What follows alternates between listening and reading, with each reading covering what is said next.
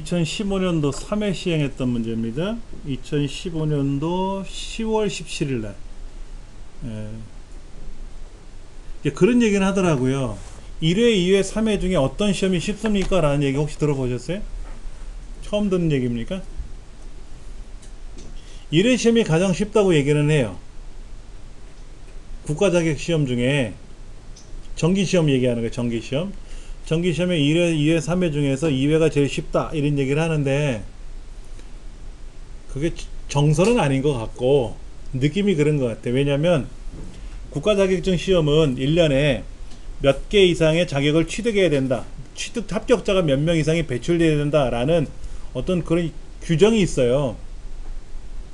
예를 들면 워드프로스 자격증이 1년에 예를 들어서 5만 개, 10만 개, 20만 개 이렇게 배출이 되게끔 그렇게 해야 되거든요. 수요 공급이 있어야 되기 때문에. 워드 시험 1회 때 1회 워드 1회 시험 때문에는요 어땠냐면 전국에서 10만 명이 지원했는데 600명 합격했어요. 어마어마하게 합격률이 떨어졌었어요. 1회, 2회, 3회까지는 그랬어요. 그때는 왜 그렇게 강하게 시험이 나왔는가 분석해 보니까는 워드 2회, 2급, 3급 같은 게 쉬웠거든요. 워드 플러스 2급, 3급 같은 게. 이제 1급 같은 경우는 그러니까 이거는 아무나 보는 게 아니다라는 거를 좀 내세우려고 일부러 어렵게 출제한 것 같아요. 그러니까 하물며 컴퓨터 학원에서 강의하는 선생님들도 필기시험에 떨어지고 했었어요. 전공자가 아니면. 왜냐면 그때는 비전공자 선생님이 많았거든요. 대형 컴퓨터 학원에서 컴퓨터를 교육을 받고 조그만 학원, 애들 가리키는 학원에서 강의를 하는 선생님도 많았었어요. 저희처럼 전공자도 많았지만은. 전공하신 분들은 뭐 대부분 합격을 하셨는데 그만큼 어려웠었어요. 이제 그런 특별한 경우가 아니라면 처음 시험에 보편적으로 좀 평이하게 내고 그 다음에 이 문제를 가지고 사람들이 이제 얼마나 많이 보느냐 안 보느냐 합격을 했느냐 안 할 거를 프로테지를 봐가지고 2회 시험 3회 시험 때 적용한다 이런 얘기는 들었거든요. 근데 이제 뭐 워드 커말은 1년에 2번밖에 안 보니까 상설 시험만 봐라야겠지. 상설 시험만. 또 정보처리 기능사 자격증 시험은요 정보기기 운영 기능사 이런 거는 정기 시험이 없어요. 상설 시험만 봅니다. 제가 알고 있나? 있나? 모르겠네. 정기 시험만 봐. 저 상설 시험이 또 굉장히 많아요. 그러다 보니까는 이제는 뭐 이 문제에 대해서 뭐 어느 게 쉽다 어느 게 어렵다 이런 건 아니고요. 대신에 이제 국가자격시험법에 의해서 문제은행식 시험이라는 거죠. 문제은행식 시험. 그러니까 과거에 나왔던 문제들을 관련도 문제를 출제하기도 하고 또 새로운 문제를 내기도 하는데 시험에는 룰이 있어요. 관련도 문제가 절대로 나오면 안 되는 시험이 있어요. 그게 공무원 임용 시험하고 대학 입학 시험이에요. 여기에는 관련도 문제가 나오면 안 돼요. 교사 임용 시험도 관련도 문제가 나오나 그럴 거예요. 근데 이제 공무원 시험 같은 경우는 뭐 우리가 볼 게 아니니까 그럼 결과적으로 우리 커말 워드 이런 국가기술 자격증 정보처리 기능사 기사 이거는 관련도 문제가 안 나올래 안 나올 수가 없죠. 당연히 나오게 돼 있는 거예요. 그러니까 문제를 많이 풀다 보면 자연스럽게 답을 만들어 나갈 수가 있어요. 그러니까 겁내지 마시고 많이 보세요. 문제 읽고 답 읽고 문제 읽고 답 읽고. 자, 멀티미디어 설명이 다 옳지 않은 거 됐는데 두 번째는 단방향성이라 그랬거든요. 쌍방향성인데 그게 틀렸다는 얘기죠. 그런 특징을 빨리빨리 찾아내야 돼요. 그런 특징을 빨리빨리 찾아내면 답은 만들어 나갈 수 있어요. 계단 현상을 최소화해 주는 거 뭐다? 안티 엘리어싱. 많이 들어봤던 얘기죠. 그렇죠? 그 다음에 기밀성을 저해하는 거. 가로채기. 이 문제가 나오고 방금 전에 풀었던 2016년도 이제 15년도 2회 2016년도 1회 시험에 또 나왔던 거죠. 네, 가로채기. 보기도 안 틀려요. 그대로 돼 있잖아요.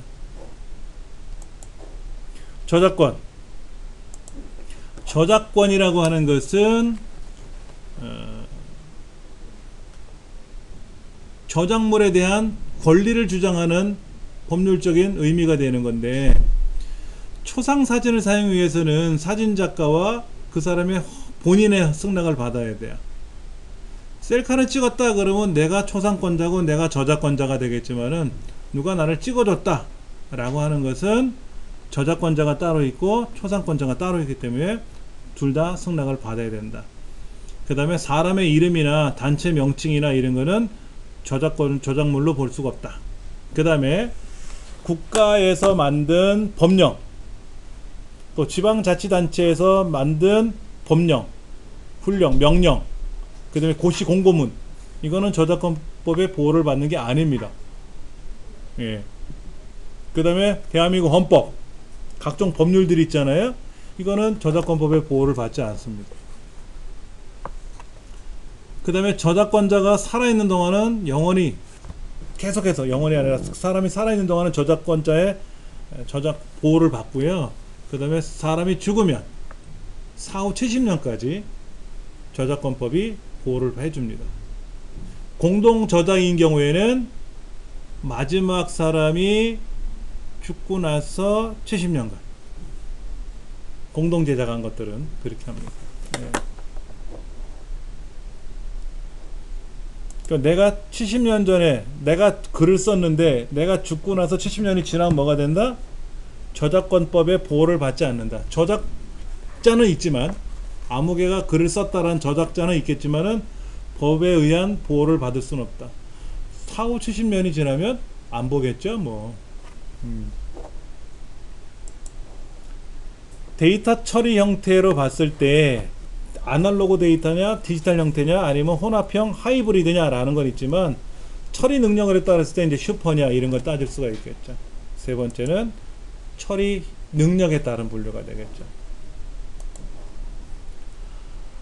인터넷 연결을 위해서는 IP 주소가 있어야 돼요. IP 주소하고 도메인 이름하고는 동일한 게 아니죠. 원래는 도메인 이름으로 가는 게 아니라 IP 주소로 접속을 하게 되는데, IP 주소를 외우려니까 어렵잖아요. 그래서 도메인을 설정하는 거죠.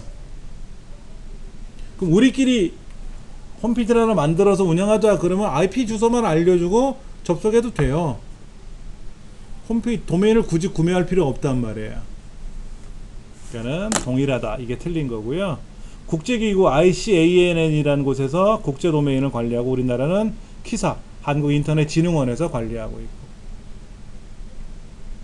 그 다음에 IPv4하고 IPv 주소가 혼합이 되기 때문에, 호환성이 되기 때문에 각각 사용할 수 있고 확대되고 있다라는 거. 아이디 비밀번호 입력하고 저장하는 거라 그랬죠. 쿠키.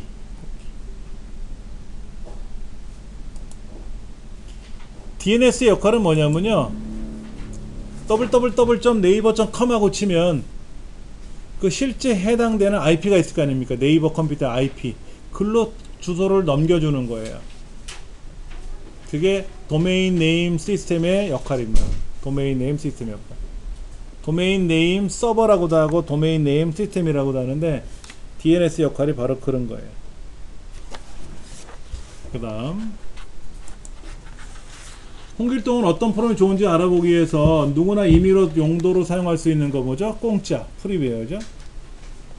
일정 기간 사용해보는 거 쉐어웨어죠. 구입해서 사용하는 거 상용 소프트웨어죠. 프리웨어, 쉐어웨어, 상용 소프트웨어. 네. 윈도우 운영체제죠. 리눅스 운영체제죠. 유닉스, 대형 컴퓨터가 사용하는 운영체제예요. 유닉스는 본래 운영체제는 기계마다 따로따로 설치했었어요. 그러니까는 예를 들어서 A라는 컴퓨터 회사에서 생산된 슈퍼컴퓨터, 그럼 그 A 회사에 맞는, A 회사 컴퓨터에 맞는 운영체제가 따로 있었고, B 회사에서 생산한 슈퍼컴퓨터, 그러면 그 컴퓨터에 맞는 운영체제가 따로따로 있었는데, 이 운영체제를 컴퓨터 대수만큼 따로따로 종류별로 살려니까 힘든 거예요. 그래서 유닉스라는 걸 개발했단 말이에요. 벨 연구소가. 그 유닉스 하나만 있으면 A라는 컴퓨터, B라는 컴퓨터 기종에 상관없이 다 깔리더라 이거야. 우리가 지금 쓰는 윈도우처럼 삼성 거, 삼복 거, 뭐 LG 거, 뭐 수입품 거 뭐 상관없이 다 윈도우 깔 수 있잖아요. 그렇죠? 그것처럼 호환성 있는 운영 체제가 유닉스고요. 이건 이제 대형 컴퓨터들, 슈퍼컴퓨터를 쓰는 거고, 윈도우는 뭐냐면 이 유닉스처럼 MS에서 개발한 그냥 컴퓨터에 상관없이 PC가 설치되는 건데, 이게 보기 싫은 거라. 왜 돈 주고 사냐 이거야. 공짜로 쓰면 안 되냐. 그래서 만든 게 리눅스예요. 리눅스 처음에 공짜로 쓰게끔 하게 만들어 놨는데, 이 리눅스를 개발한 게 뭐냐면은 리누스 토발즈라는 사람이 개발했어요. 이 사람 석사 논문에 자기가 발표했던 자료를 가지고 이제 이걸 사업을 한 건데, 이건 무료입니다. 무료예요. 그래서 네이버, 다음, 구글 서버가 다 리눅스를 써요. 서버들은 100% 리눅스를 써요. MS사만 제외하고. MS에서는 NT라는 운영체제를 쓰고요. NT라는 서버용 운영체제를 쓰고, 그렇지 않은 일반적인 서버들은 100% 리눅스를 쓴다고 보시면 돼요.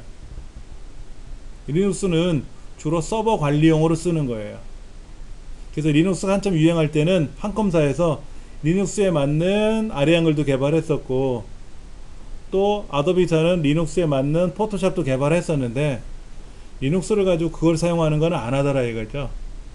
그래서 리눅스는 그걸 쓰지 않고, 대부분 리눅스는 이제 컴퓨터들 네트워크를 관리하면서 빅데이터 같은 걸 처리할 때 쓰는 그런 용도로 사용을 해요. 그러니까 프로그램이 조금 어렵죠. 어려워서 어려운 것도 있지만 생소해서 어렵죠. 솔직히 안 써봤으니까. 그러니까 포토샵, 한컴 오피스, MS 오피스 이런 거는 어플리케이션, 응용 소프트웨어라고 하는 거죠. 니은과 리을. 답은 두 번째다.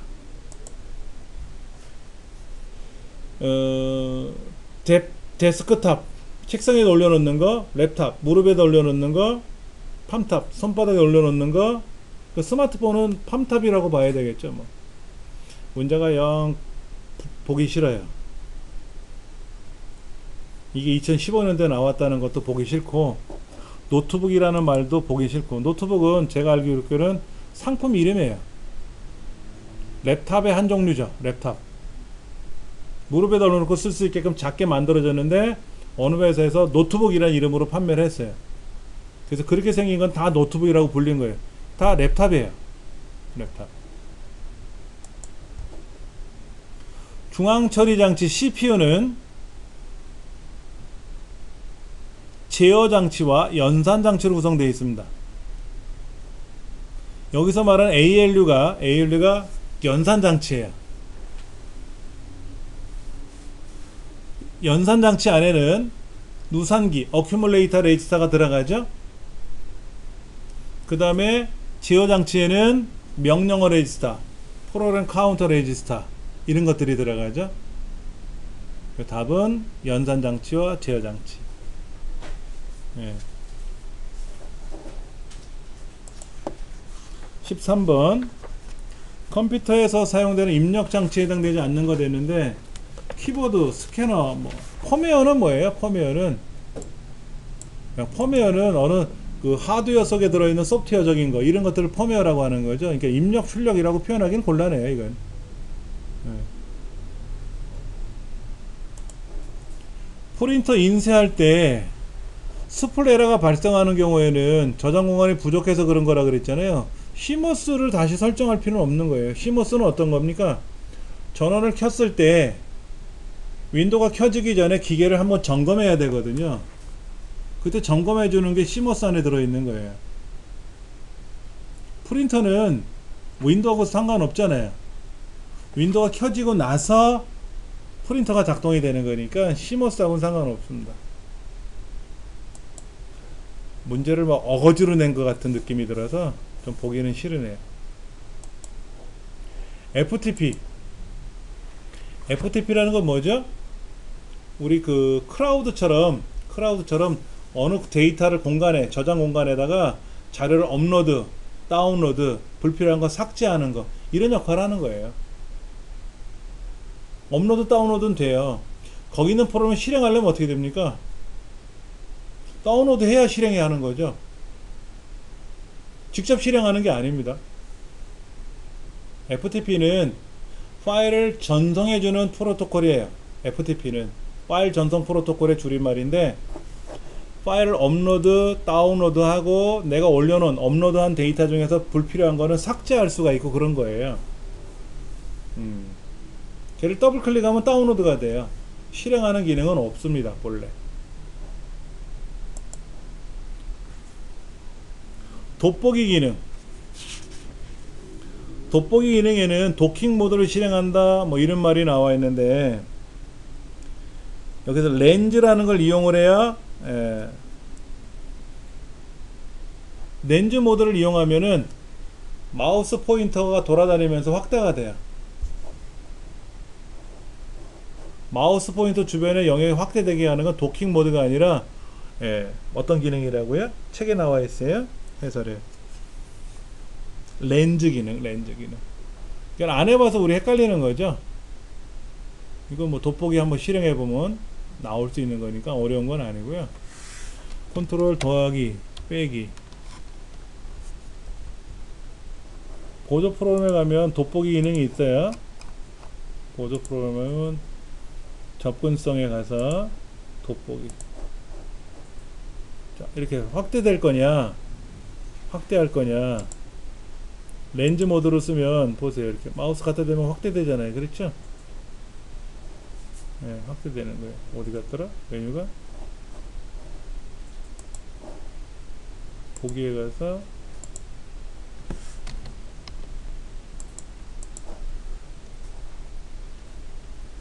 더 헷갈려. 도킹이 돼. 도킹을 시키면 이렇게 돼요. 마우스 갖다 대면 저거 위에 나타납니다. 화면이 크게. 예. 그리고 전체 화면 하면 그냥 확대가 되는 거죠. 이렇게 왔다리 갔다리 확대해서 볼 수가 있고요. 예. 100% 그럼 원래대로 돌아가는 거고, 닫으면 안 하는 거고. 돋보기 기능은 글자를 확대해 주는 거예요. 확대. 그래서 시각적으로 불편하신 분들이 화면을 크게 보게끔 하는 거죠. 이게 불편하시니까 어떻게 돼? 돋보기를 들고 본단 말이에요. 돋보기를 들면서 이렇게 본단 말이에요. 예.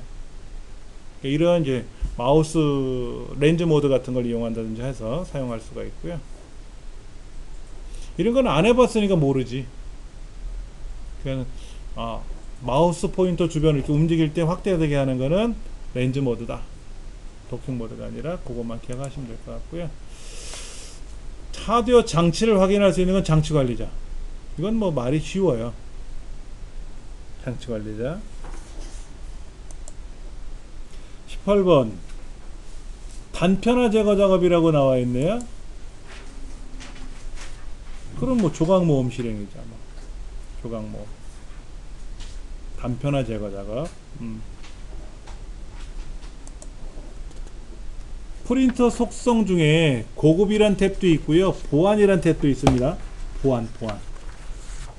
근데 보안을 위한 사용 권한 설정은 보안 탭에서 합니다.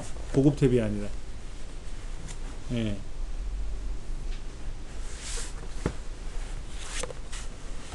권한을 줘요. 이 프린터는 누가 쓰게 할 거냐.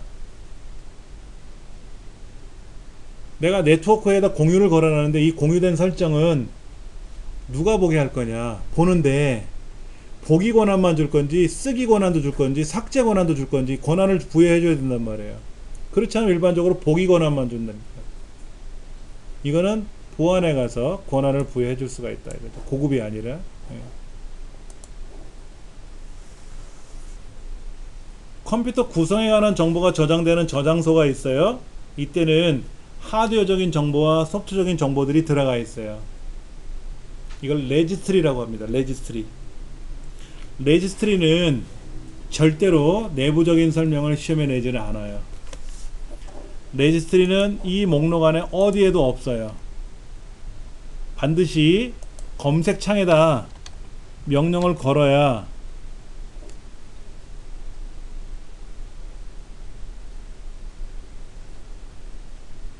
레지스트리 에디트라고 해서 음. 레지스트리 에디터라고 검색을 하면 안 나오나요? 예. REGEDIT 레지스트리 에디터. 레지스트리 에디터에서 레지 에디트라고 써야 이게 창이 떠요. 근데 여기 있는 거는 함부로 우리가 건들면 어떻게 된다? 컴퓨터가 엉망이 될 수도 있어요. 이건 함부로 건들면 안 돼요. 복잡해요. 그렇죠? 이걸 시험에 내는 과목이 하나가 있어요. 그게 PC 정비사 자격증 시험입니다. PC 정비사에서는 이거를 실제 다루는 걸 시험에 내요. 한 3-4문제 정도 나와요. 3-4문제. 그래서 해라. 그런데 하면 정확히 답이 나오지만 못하면 틀리는 거죠. 어려워요. 그래서 이걸 집에서 실습하기도 힘들어요. 이거 실습하다가 괜히 레지스트리 잘못 건들면 컴퓨터 안 켜져요. 그래서 시뮬레이션 프로그램을 줘요. 가짜로 연습하는 거. 시험도 그렇게 봐요. 실제 레지스트리 건드렸다가 뭐 큰일 나라고. 엑셀에 관한 정보 뭐 볼까요? 정렬에 관한 설명, 옳지 않은 것. 정렬을 할 때는 숨겨진 거는 포함되지 않는다 그랬어요. 숨겨진 거는 포함되지 않습니다. 이 문제 또 나왔네요. 데이터표 또 나올 것 같아요. 계속해서 유효성 검사에서 목록을 설정했어요. 목록을 할 때 성별이 남, 여 라고 쓸 때 우리 어떻게 했어요? 남, 컴마, 여 이렇게 컴마를 찍었죠. 구분자가 컴마 구분자를 쓰죠. 세미콜론으로 구분하는 경우도 있긴 있습니다. 그러나 특별한 경우가 아니면 일반적으로 컴마 구분자를 쓰죠. 컴마 구분자. 외부 데이터 가져오기 기능에 아래 한글 파일은 못 가져와요. MS사가 아래 한글하고 그렇게 친하지 않습니다. 그래서 아래 한글은 글자가 어떻게 되어 있어요? 막 글꼴 크기도 다르고 그리고 그 안에 그림이 들어올 수도 있고 막 그렇잖아요. 외부 데이터로 가져올 수가 없어요. 그런 엑셀 같은 경우는 글자로만 되어 있잖아요. 그림은 별도로 떠다니는 거잖아. 그러니까 파워포인트도 못 가져와요. 외부 데이터 가져올 때 못 가져와요. 아래 한글뿐만 아니라.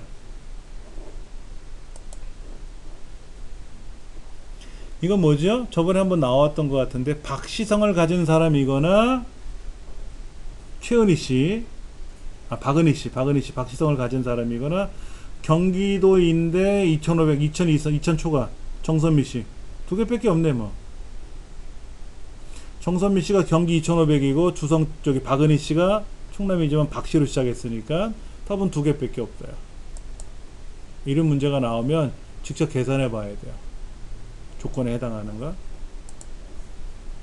메모. 딜리트 키 누르면 내용만 지워지는 거라 그랬어요. 메모는 메모 삭제를 해야만이 지워지죠. 그냥은 안 지워지죠.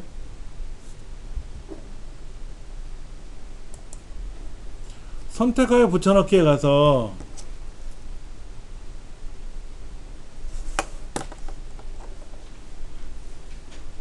붙여넣기 서식을 선택한 다음에 서식 여기 내용은 어디 있습니까? 자, 서식을 붙여놓으면 어떻게 돼요? 서식을 선택하면 뭐가 됩니까? 서식만 붙는 거죠? 서식만 붙는 거잖아요. 모두 붙여넣기를 똑같이 들어가는 건데 서식을 선택했다 그랬잖아요. 서식을. 그럼 서식만 붙는 거예요. 그 안에 들어있는 꾸며진 것만. 값은 안 들어가요. 내용은 안 들어간단 말이야. 예.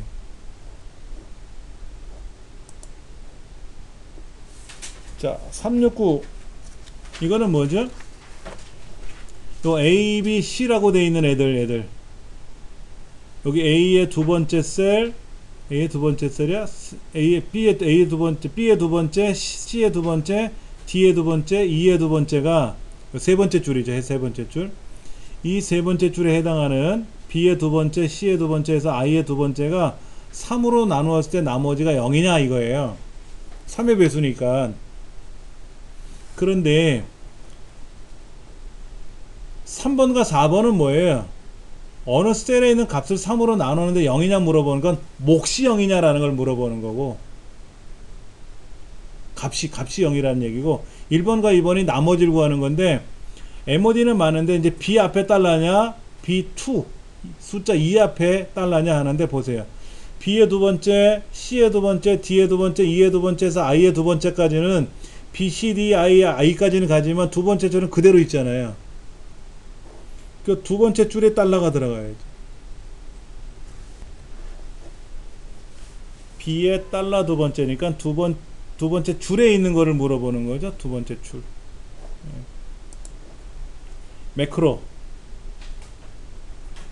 매크로의 바로가기 키는 뭐라 그랬어요?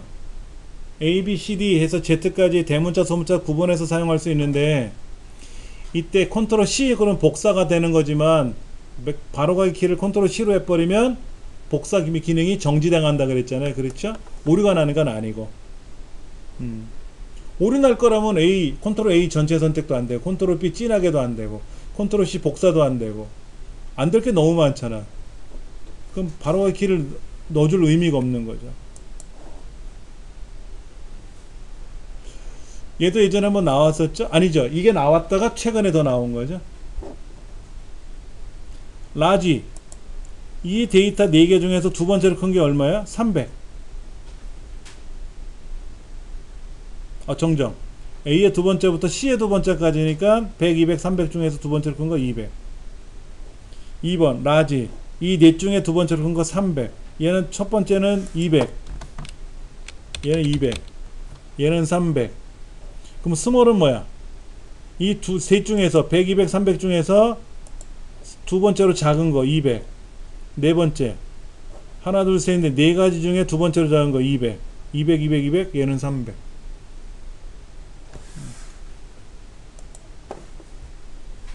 함수 마법사. 함수를 사용할 때 중첩함수는 뭐예요? 는, 아까 에버레이지, 괄호 열고, 인덱스, 어쩌고 저쩌고, 맥시멈 세 가지 썼잖아요. 우리 시험에는 세 가지까지 내요. 서로 다른 함수를 세 개까지 내지만 실제로는 10개를 쓰던 20개를 쓰던 내 맘이지 뭐. 그렇잖아요. 최대 3개까지 함수를 중첩하는 게 아니라 우리 시험만 3개까지 나오는 거야. 그러니까 이걸 오해하면 안 된다는 거지. 함수는 뭐 10개를 결합해도 상관은 없어요. 어려워서 못하는 거지 마음대로 할 수 있습니다. 머리글 바닥글에 삽입할 수 없는 거. 머리글 바닥글에는 뭐가 있었어요? 쪽번호, 현재 페이지 번호, 전체 페이지 번호, 시트 이름, 파일 이름, 글자, 그림. 그러나 표 기능은 없잖아요. 엑셀 자체 표 자체가 없잖아요. 표처럼 생긴 거지 표는 아니잖아요. 그렇죠? 1번에 표는 없다.